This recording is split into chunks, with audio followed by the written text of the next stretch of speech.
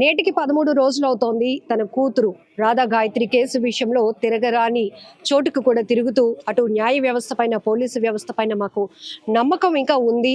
ఖచ్చితంగా ఈ కేసు విషయంలో న్యాయం జరుగుతుందని ఒక హోప్తోనే ఇప్పటికీ వాళ్ళు తిరుగుతూనే ఉన్నారు. మరొక వైపు ఈరోజు విశాఖ నగర police commissioner doctor Shankhabrata Bagchi గారిని కూడా గాయత్రి పేరెంట్స్ కలవటం జరిగింది. మొత్తం డే 1 నుంచి ఇప్పటి వరకు ఏమేం జరిగింది, ఇన్వెస్టిగేషన్ ఎంతవరకు వెళ్ళింది, ముసోరి పోలీసులు ఇన్వెస్టిగేషన్ ఏ విధంగా చేస్తున్నారు, విశాఖ పోలీసుల నుంచి వీరు ఏ రకమైన సపోర్ట్ కోరుతున్నారు అనేది కూడా రిప్రజెంటేషన్ ఇవ్వడం కూడా జరిగింది. గాయత్రి వాళ్ళ ఫాదర్ మనతో పాటు ఉన్నారు, మాట్లాడదాం. సిపి గారిని కలిసిన తర్వాత మీకు ఏమనిపించింది? నాకు సిపి గారిని కలిసిన తర్వాత పూర్తి నమ్మకం వచ్చింది కేసు మీద. ఆయన చాలా చక్కగా మాతో బిహేవ్ చేశారు. అది చక్కగా అన్ని పాయింట్ మమ్మల్ని అడగడం చేశారు. మా కేసు అంతా స్టడీ చేశారు. ఆయన డాక్టర్గా ఆశ్చర్యపోయిన విషయాలు చాలా ఉన్నాయి. ఆయనే ఆశ్చర్యపోయారు. ఇన్ని రాంగులు ఉంటుండగా ఇంత తప్పులు ఉంటున్న కేసుని వాళ్ళు ఎలాగ ఎంతవరకు వదిలేశారు అని వాళ్ళకి ఫోన్ చేయడం, కేసు గురించి వివరించడం అన్నీ జరిగాయి. కనుక మాకు ఏంటంటే 100కి 100 న్యాయం జరుగుతుంది అని మాకు చెప్పడం జరిగింది. మన ఎస్పీ ఇన్వెస్టిగేషన్ ఆఫీసర్ కూడా కొత్త వాళ్ళు వచ్చారు. ఇన్వెస్టిగేషన్ కూడా జరుగుతోంది. మీరు కూడా మొన్న అక్కడికి వెళ్ళొచ్చి నిన్న 12 రోజుల కార్యక్రమంలో కూడా పాల్గొన్నారు. ఇప్పుడు శ్రీచరణ్ ఎక్కడ అనేటప్పటికీ నిన్న వాళ్ళ మదర్తో మాట్లాడాడు తప్ప మీ ఎవరితో అంత కమ్యూనికేట్ అవ్వడానికి కూడా అతను ఇష్టపడటం లేదు. అంటే ఆ మాటల్లో ఏం కనపడుతుంది? వాడు పక్క క్రిమినల్ అని. ఇప్పుడు వాడు నా ముందుకు వస్తే ఏమో నేనేం చేస్తానో వాడికి తెలియదు కదా. క్రిమినల్, పక్కా క్రిమినల్ ఎలాగొస్తాడు ప్రపంచానికి ముందు? ఇప్పుడు 10 మంది ముందుకు వస్తే ఏం చేస్తారో వాడికి తెలిసిపోతున్నది ఇవాళ. అది అనమాట. వాడు నేను ఏం చెప్పాడన్నా, నేను ఇక్కడ డెహ్రాడూన్ పోలీసులు కలిశాను అంటే ఇటువంటి క్రిమినల్ ప్రపంచమే చూస్తున్నది. డెహ్రాడూన్ పోలీసు కలిసి కేక్ తినిపించి వాళ్ళు పంపిస్తారా? నేను 1:30కి వెళ్ళాను, పోలీసు ఇన్వెస్టిగేషన్ ఆఫీసర్ కలిశాను, వచ్చేసాను అని చెప్తున్నాడు. మేము అంతా రికార్డ్ చేసాం. ఆ పోలీస్ ఆఫీసర్ మేము ఫోన్ చేసి కనుకుంటే నా దగ్గరికి ఎవరు రాలేదని వాళ్ళు చెప్తున్నారు. మరి ఇంకేమిటి వాడు? అంటే ఎవరిని తప్పుదో పట్టిస్తున్నాడు? తల్లిదండ్రులు పట్టిస్తున్నాడు ఒక పక్క. తల్లిదండ్రులు అన్నారు మా అబ్బాయి వెళ్ళాడు, అక్కడ వాళ్ళ దగ్గర ఇది అయ్యాడు, కలిసాడు, ఇచ్చేసాడు అని. ఏది మరి? తల్లిదండ్రులకి మేము ప్రూఫ్లు పెంచాం. శ్రీచరణ్ కి వాళ్ళ పేరెంట్స్ సపోర్ట్ ఉంది అనుకుంటున్నారు. పక్కాగా 100కి 100 తల్లిదండ్రులు గైడెన్స్ ఇస్తున్నారు. అటు లాయర్ని పెట్టారు, ఉన్నారు క్రిమినల్ లాయర్ గైడెన్స్ తోనే అంతా వైజాగ్ విజయనగరం పోలీసులు అందరినీ వాళ్ళు తప్పుదో పట్టించారు. నిన్న పాప 12 రోజుల కార్యక్రమానికి వచ్చిన తర్వాత శ్రీచరణ్ వాళ్ళ పేరెంట్స్ మీరు ఏదో కిడ్నాప్ చేశారు అనే ఎలిగేషన్స్ వస్తున్నాయి. ఇదేనండి కిడ్నాప్ చేయడం. మా సాంప్రదాయం ప్రకారం మా ఊర్లో మా అమ్మాయి అంత్యక్రియలు చేసాము. వాళ్ళు తల్లిదండ్రులు మా సాంప్రదాయం ప్రకారం ఏంటంటే ఆడపిల్లకి అత్తమామలు చేయాలి ఏదైనా కార్యక్రమం.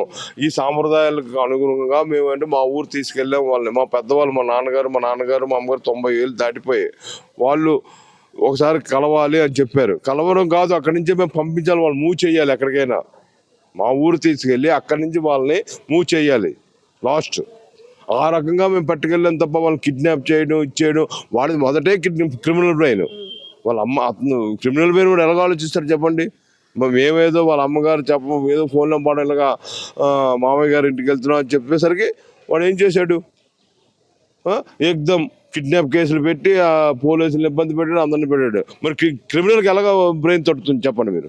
ఒక క్రిమినల్కి, ఒక హంతకుడికి ఎలాగ బుర్రలో ఆలోచనలు వస్తాయి? తప్పుడు ఆలోచనలు వస్తాయి. మరి వాడు ఏం చేశాడు?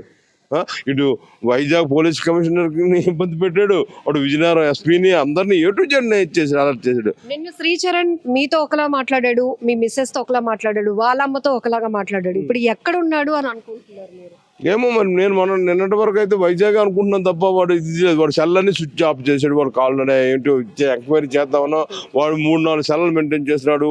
మరి ఇవాళ పొద్దున కూడా మా విజయనగరం ఎస్పీ గారు ఏం చెప్పారు నాకు, సీతామహాలక్ష్మి అని ఎన్ని సెల్లలు మెయింటైన్ చేస్తున్నాడు. ఒక సెల్ ఏమోనే శ్రీచరణ్ అని వస్తుంది. వాడు ఎన్ని రకాల సెల్లలు మెయింటైన్, ఎన్ని సిమ్ములు మారుస్తున్నాడు ఎవడో తెలుసు. అది కదా. సిపి గారిని కలిసిన తర్వాత ఈ కేసు ఎలా వెళ్ళబోతోంది అని ఒక ధైర్యం వచ్చింది మీకు? ఒకటైతే కరెక్ట్ ఏంటంటే ఉత్తరాఖండ్ పోలీస్ డిపార్ట్మెంట్ ఎలా అయితే సపోర్ట్ ఇస్తున్నదో మాకు ఇక్కడ ఇన్సిడెంట్ అక్కడ జరిగినా కూడా మాకు ఇక్కడ ఏంటంటే సిపి గారిని కలిసిన తర్వాత బాగ్జీ గారిని మాకు పూర్తి నమ్మకం వచ్చింది. ఇక్కడ ఏంటంటే ఆయన చెప్పడం జరిగింది, ఇక్కడి నుంచి మాకు ఏ విధమైన హెల్ప్ కావాలన్నా కూడా విశాఖపట్నం పోలీస్ డిపార్ట్మెంట్ నుంచి సిపి గారు సపోర్ట్ చేస్తా అన్నారు. ఈవెన్ వాళ్ళ ఆఫీసర్లు కూడా అదే డైరెక్ట్ చేశారు. ఆయన కూడా తరచూ దీని మీద ఎంక్వైరీ చేసి తెలుసుకుంటారని చెప్పారు. ఇక్కడ టెక్నికల్ గా చూస్తే సిపి గారు పోలీసు డిపార్ట్మెంట్ పరంగా సపోర్ట్ తో పాటు హీజ్ ఎ డాక్టర్ ఆల్సో.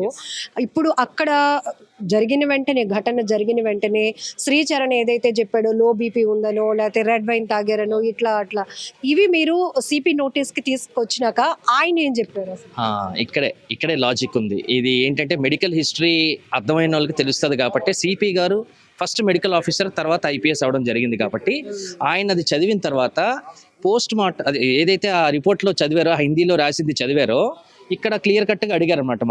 మీకు ఏదైనా బాడీ చూపించారా, ఏం జరిగింది అసలు ఈ స్టేట్ ఆఫ్ కండిషన్స్లో లో బీపీ కాదు హై బీపీ కదా రావాలి అంటే ఆయన చదువుకుంటున్నారు, ఆ స్టేట్మెంట్ చదువుతున్నారు, ఆయన చదువుకుంటున్నారు, మాకు చెప్తున్నారు, అక్కడ అడుగుతున్నారు.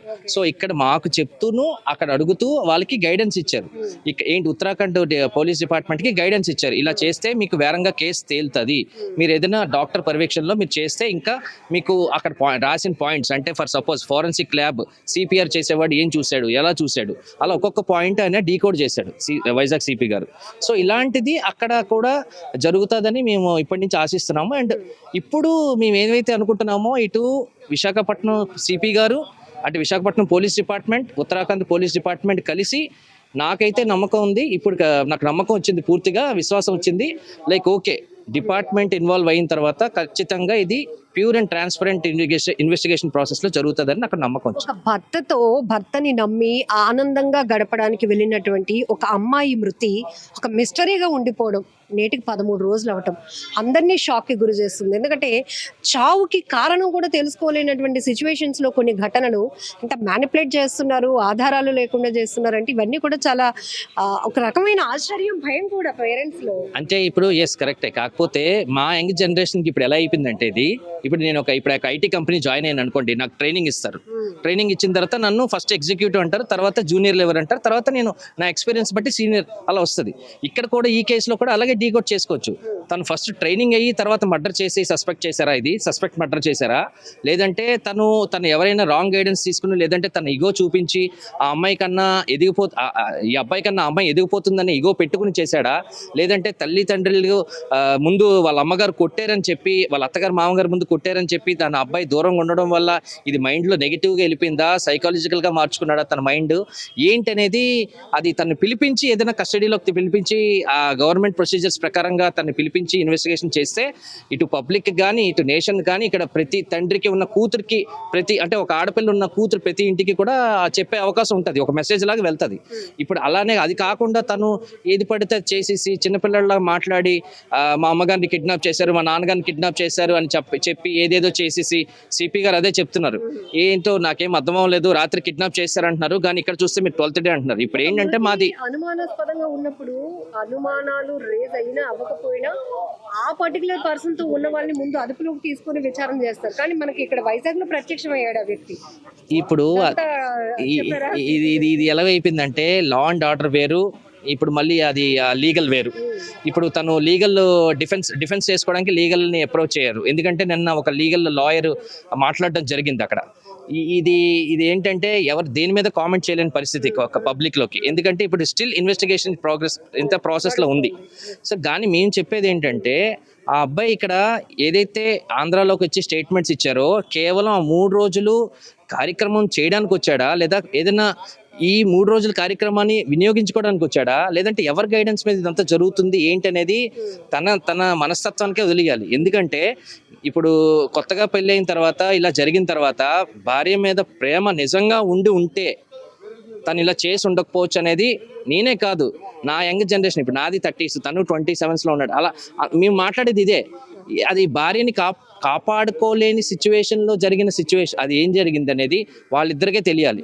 అందుకనే ఇప్పుడు ఏంటంటే శ్రీచరణ్ బయటకు వచ్చి నిజం చెప్తే, లేదంటే అక్కడికి వెళ్ళి కస్టడీలో ఏదైనా మాట్లాడితేనే తెలిసే నిజం, లేదంటే న్యాచురల్ గా పోస్ట్ మార్టం రిజల్ట్ కోసం అందరూ వేచి చూస్తున్నారు కాబట్టి దాని నుంచి రావాలి. సో గాయత్రి వాళ్ళ నాన్నగారు మళ్ళీ ముస్సోరి వెళ్ళారు, మళ్ళీ పోలీసులందరినీ కలిసి అసలు కేసు ఏం జరుగుతోంది, మళ్ళీ అతను సీరియస్ గా అన్ని ఎవిడెన్స్ సబ్మిట్ చేశాక ఎఫ్ఐఆర్ ఫైల్ అయింది. ఎఫ్ఐఆర్ లో ఏ సెక్షన్ మేము ఏవైతే పాయింట్స్ ఇచ్చామో మెయిన్గా తన ట్రావెల్ హిస్టరీ, అలాగే తన పేమెంట్స్, క్రెడిట్ కార్డ్స్ కానీ లేదంటే తను ఎలా యూస్ చేశాడు.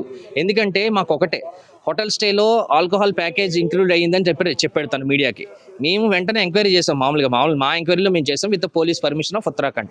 కానీ అక్కడ ఏం జరుగుతున్నది, అక్కడ క్లియర్గా చెప్తున్నారు, మేము ఎందుకు ఇస్తామండి ఆల్కహాల్, మేము ఇవ్వము, ఎవరికైనా రూమ్ ఇస్తాం, వాళ్ళు ఏదైనా తెచ్చుకుని అక్కడ ఏదైనా చేస్తే పార్టీలు గట్రా చేసుకుంటే పర్మిషన్ ఇస్తాం, అది కూడా దానికి ఒక టైం లిమిట్ ఉంటుంది. సో ఇక్కడ హోమ్ స్టే వేరు, హోటల్ స్టే వేరు, ఇది హోమ్ స్టే, మాది హోమ్ స్టే. సో మేము అలాంటివి సప్లై చెయ్యము. మరి ఆల్కహాల్ ఎక్కడ కొన్నాడు, తన పేమెంట్ హిస్టరీ, అలాగే ఫ్లైట్ టికెట్, వాళ్ళ అత్తగారికి మామగారికి ఫ్లైట్ టికెట్ ఎప్పుడు బుక్ చేశాడు, టైమ్ ఆఫ్ బుకింగ్, ఇలాంటి సైబర్ ఫారెన్సిక్ డిపార్ట్మెంట్ వాళ్ళకి ఖచ్చితంగా తెలుస్తుంది. ఇది నాకు తెలిసి ఉత్తరాఖండ్ ఇప్పుడు ఇన్వెస్టిగేషన్ ఆఫీసర్ దీంట్లో దిట్టమని చెప్పేసి మేము విన్నాము, ఆయన కూడా చెప్పడం జరిగింది. మాకైతే ఉత్తరాఖండ్ పోలీస్ డిపార్ట్మెంట్ నుంచి ఎలాగైతే సపోర్ట్ వచ్చిందో, ఈ రోజు అంటే మేము వచ్చి తర్వాత వెంటనే విత్ ఇన్ మినిట్స్ ఆఫ్ టైంలో విశాఖపట్నం సిపి బాక్షి గారు మాకు ఇచ్చిన సపోర్టు నిజంగా అప్రిషియేటెడ్. సో ఇలాంటి ఈ సపోర్ట్ ఆయన మళ్ళీ చెప్పారు, మీరు ఎవరికో చేయవసరం లేదు, నాకే చేయండి అని చెప్పి ఫోన్ నెంబర్ ఇచ్చారు వాళ్ళ తల్లిదండ్రులకి, రాధా గాయత్రి వాళ్ళ తల్లిదండ్రులకి. సో మాకు ఇక్కడైతే నమ్మకం ఉంది, ఇప్పుడు వయా మీడియా ఏం ఉండదు, ఏదైనా డైరెక్ట్. సో మాకు ఇప్పుడు ఇది చాలా క్లియర్ కట్గా and we are saluting and appreciating Visakhapatnam CP sir. So Radha Gayatri case విషయంలో ఎన్నో రకాల అనుమానాలు వ్యక్తమవుతున్నాయి. శ్రీచరణ్ చెప్తున్న ప్రతి ఒక్క విషయానికి, అనుమానాలు రేకెత్తుతున్న అంశాలకి ఎక్కడ పొంతన లేదు. కేవలం టెక్నికల్ ఎవిడెన్స్ ఆధారంగానే ఈ కేసును వేగవంతంగా దర్యాప్తు చేస్తే ఇందులో నిజాలు నిగ్గుతేలే అవకాశం ఉంటుంది. ఇప్పటికే ముస్సోరికి పాపం వాళ్ళ నాన్నగారు కూడా అనేక మార్లు తిరుగుతున్నారు. వాళ్ళ ఏజ్ కానీ వాళ్ళ ఉన్న సిచ్యువేషన్ మనం చూస్తున్నాం. రోజు వాళ్ళు మీడియాకి అడ్రస్ చేస్తూ అక్కడికి వెళ్ళాం, ఆ ఆఫీసర్ని కలిసాం, ఇవన్నీ కూడా రెగ్యులర్గా అప్డేట్ చెప్తూనే ఉన్నారు.